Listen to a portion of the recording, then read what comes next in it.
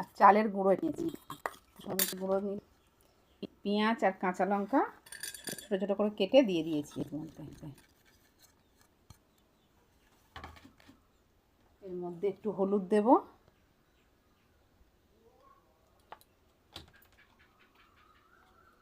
একটু রসুন বাটা, অল্প একটু আদা বাটা,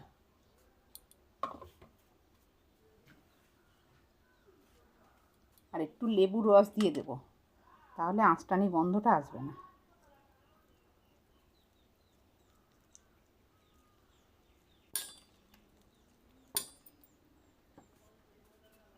এবার এর মধ্যে মাছের ডিমগুলো দিয়ে দেব। এবার এটা ভালো করে মাখিয়ে নিই। মাখানো হয়ে গেছে, শক্ত শক্ত করে মাখিয়েছি। এবারে নুন দিয়ে দেব, এই যে পরিমাণ মতো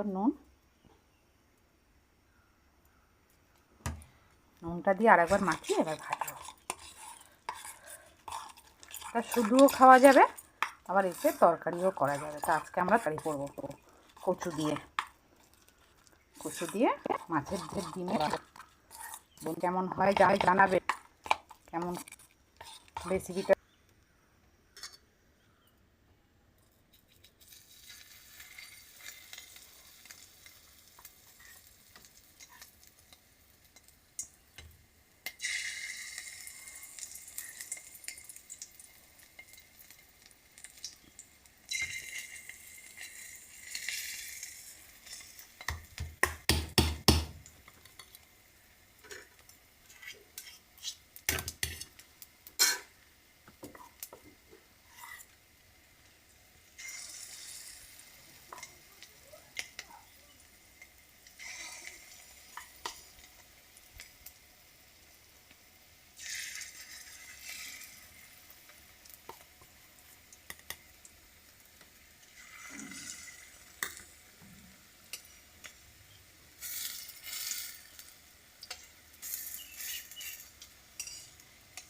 গ্যাসটাকে একটু আস্তে রাখতে হবে, নাহলে পুড়ে পুড়ে যাবে।